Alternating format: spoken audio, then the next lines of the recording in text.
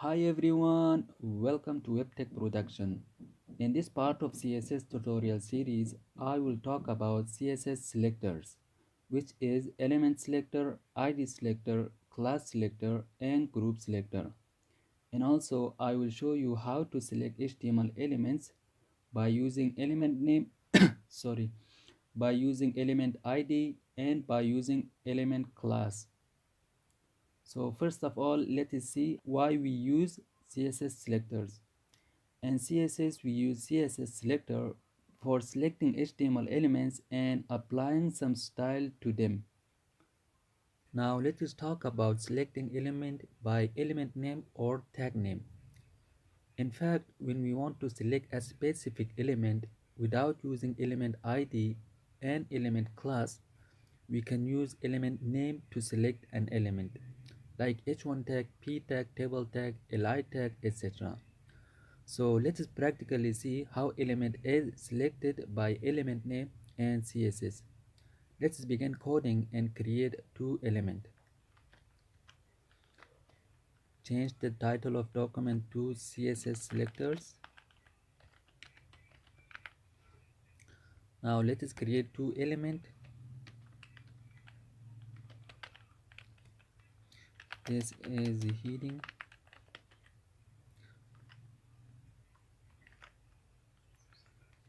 Put line break at the end. Now let us create another element. This is small paragraph. Now let us save the file. As you can see, we have created two HTML elements successfully. Now let's apply some styling to these elements. For applying style, we need to use CSS. To use CSS, we need to go to heat section and use style tag.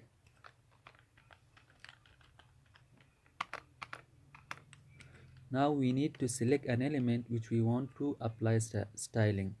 In our case, I want to apply some style to h1 tag, so I will type h1 followed by opening and closing curly braces.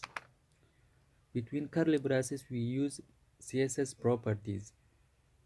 In our case, I want to change the color of h1 tag to blue, so I will use color property and set the value of color property to blue. The value of color property equals to blue. Put semicolon at the end. Now select another element, p element.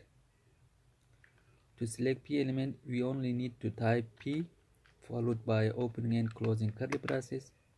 Now we want to change the color of p element to be red, so I will use color property and set the value of color property to red. Put semicolon at the end.